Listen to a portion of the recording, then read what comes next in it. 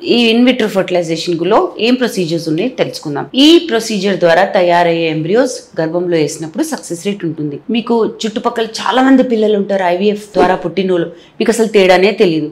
చాలా మంది అడుగుతారు ఏమైనా తేడా ఉంటుందా, వాళ్ళలో ఏమైనా మైల్ స్టోన్స్ సరిగా ఉండవా? అసలు ఏం ప్రాబ్లం ఉండదండి. World wide millions of children పుట్టారు ఈ ప్రొసీజర్ తో. సో చాలా సింపుల్ ప్రొసీజర్. దీనిలో ఏమేం భాగాలు ఉన్నాయి? ఫస్ట్ స్టిమ్యులేషన్ గురించి తెలుసుకుందాం. ఇందులో హార్మోన్స్ ఇస్తారు. ఈ హార్మోనల్ ఇంజెక్షన్స్ ఇచ్చినప్పుడు మీ అండాశయాల్లో ఉన్న అండాలు పెరుగుతాయి. అంటే అన్ని పెరిగిపోతాయి అని కాదు, మిలియన్స్ ఉన్నాయి మీ దగ్గర అండాలు. ఒక నెలలో ఎన్ని సెలెక్ట్ అవుతాయో అవి పెరుగుతాయి అనమాట. సో డోస్ అడ్జస్ట్ చేసి ఒక 10 days నుంచి 12 days ఈ ఇంజెక్షన్స్ ఇస్తారు. ఈ ఇంజెక్షన్స్ ఇచ్చిన 12 days తర్వాత ఎగ్స్ ని బయటికి తీస్తారు. ఈ ప్రొసీజర్ ని egg collection, oocyte collection, egg retrieval, oocyte retrieval అని కూడా అంటారు. ఈ ప్రొసీజర్ చాలా సింపుల్, చాలా షార్ట్. ఏంటంటే ఒక 15 minutes to 30 minutes లో 30 నిమిషాల్లో మత్తు మంది ఇచ్చి ఒక సన్నటి సూది ద్వారా అండాశయాల్లోకి పెట్టి సూది ప్రతి ఫాలికల్లో నీరుతో పాటు ఎగ్ ఉంటుంది.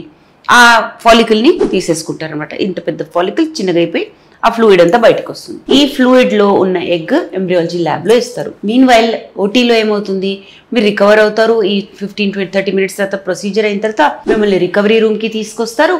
అండ్ ఒక 2-3 hours తర్వాత బాగైన తర్వాత మీరు నడిచి మీ కార్ దాకా వెళ్ళిపోవచ్చు. అర్థం ఏంటంటే మీరు డ్రైవింగ్ చేయొద్దు, అడ్మిషన్ లేదు, సూచర్స్ లేవు, పెద్ద ప్రికాషన్స్ కూడా ఏం లేవు. కాకపోతే అనెస్థెటిస్ట్ చెప్పినట్టు, గైనకాలజిస్ట్ చెప్పినట్టు ఆల్ ఇన్స్ట్రక్షన్స్ మీరు పాటించాలి.